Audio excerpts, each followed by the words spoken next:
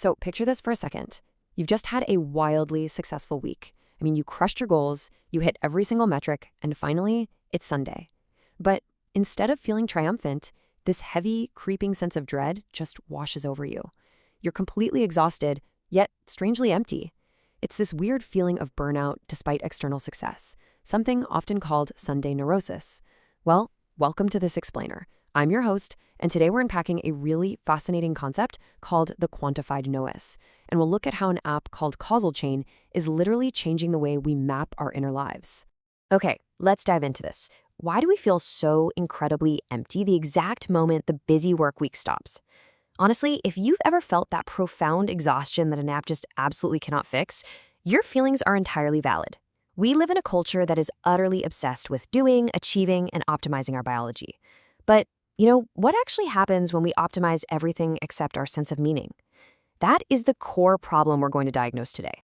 Here is a quick look at our roadmap. First, we'll cover the modern existential vacuum. 2, the Frankl Gap. 3, discovering your existential quadrant. 4, AI micro-interventions. And finally, privacy and causal chain. Starting with Section 1, the modern existential vacuum. To really wrap our heads around this void, we have to turn to psychiatrist and Holocaust survivor Viktor Frankl. He founded a system called logotherapy. Now, Frankl argued that our primary drive in life isn't pleasure, and it's not power, it's actually the search for meaning. And when we lack it, we experience Sunday neurosis. That's a depressive, anxious state that bubbles right up the second work distractions vanish, basically forcing you to face a lack of inner content. Highly driven, career-focused people will often try to mask this existential void with things like workaholism, excessive consumerism, or sensory pleasures. But the empirical data is super clear here. This lack of meaning highly correlates with severe mental distress, anxiety, and just a total intolerance of uncertainty. Look at the striking contrast here. We so often misdiagnose our pain as clinical burnout. That frantic, overwhelming feeling of I must do absolutely everything, which inevitably leads to somatic fatigue and prolonged physical stress. But frequently, what we're actually experiencing is an existential vacuum. And that is characterized by the thought, why do anything? It's a blocked or frustrated will to meaning. We aren't just tired, our spirit is fundamentally unfulfilled. All right, moving right along to Section 2, defining the Frankl Gap. Now, you might be wondering, how can we possibly quantify something as abstract and philosophical as a lack of meaning? Well, we measure what's known as the Frankl Gap. This is the measurable structural tension between your biological vitality and your spiritual purpose. Frankl believed in a tridimensional ontology. Essentially, that's a 3-part existence made up of a physical body, a mind, and a spiritual core, which he called the nose. And while our biology and our environment set our boundaries and constraints, our noetic or spiritual sphere is what gives us the ultimate freedom to choose our attitude in literally any situation. And this brilliantly illustrates how this profound existential tension can actually be modeled mathematically. The Frankl Gap, which is represented here by G sub F, is simply calculated by subtracting your daily somatic vitality score, V sub D, from your daily spiritual score, S sub D. It maps the exact space between your physical constraints and your spiritual alignment. Let's jump into Section 3, discovering your existential quadrant. I want you to take a second and actively reflect on this. If you had to score your physical vitality out of 5 today, and your sense of spiritual meaning out of 5, where would you land? If both are high, you're in existential alignment. You are flourishing. If your vitality is low but your spirit is high, you're in existential resilience. You're showing heroic endurance. High vitality but low spirit? Well, that's the existential vacuum we were just talking about. And if both are critically low, you're in existential depletion. The Causal Chain app actually plots your daily trajectory onto a dynamic existential grid over a 30-day window, so you can literally visualize your psychological momentum. But prepare yourself for a pretty shocking statistic: 4%. That is the truly abysmal median daily open rate for standard digital mental health apps. Why is it so incredibly low? Because traditional, broad-scope, intensive programs are just completely overwhelming for modern users who are already maxed out. They demand way too much time, they expect continuous, rigid engagement, and ultimately, that just causes them to fail. Which brings us to Section 4, micro-interventions and AI mirrors. To solve this massive engagement bottleneck, Causal Chain uses a completely innovative architecture called Digital Micro-Intervention Care, or DMIC.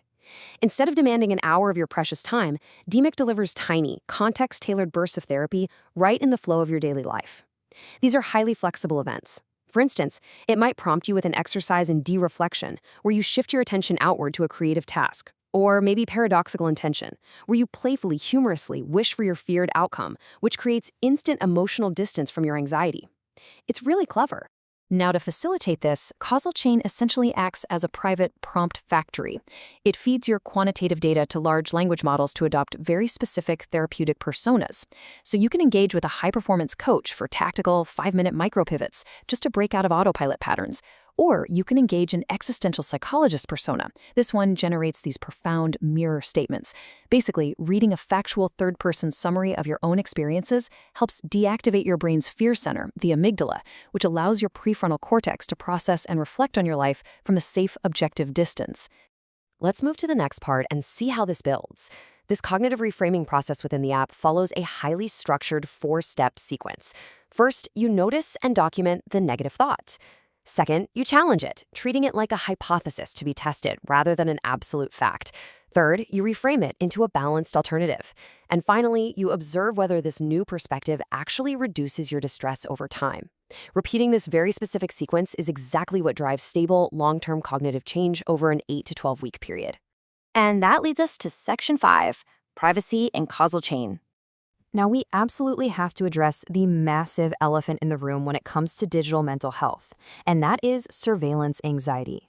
Because so many commercial health apps sync your deepest, most private thoughts to external corporate clouds, users frequently self-censor. And honestly, that renders their data completely useless.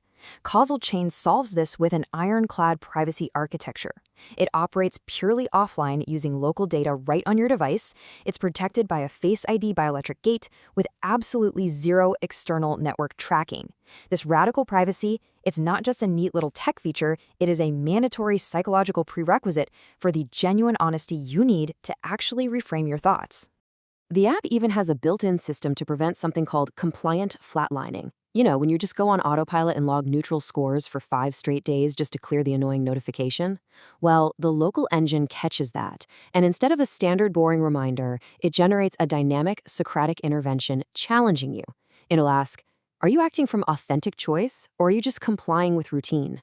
It even prompts you to reach out directly to the app's developer, Dimitro, breaking that digital wall and fostering a real human connection to kind of snap you out of your autopilot.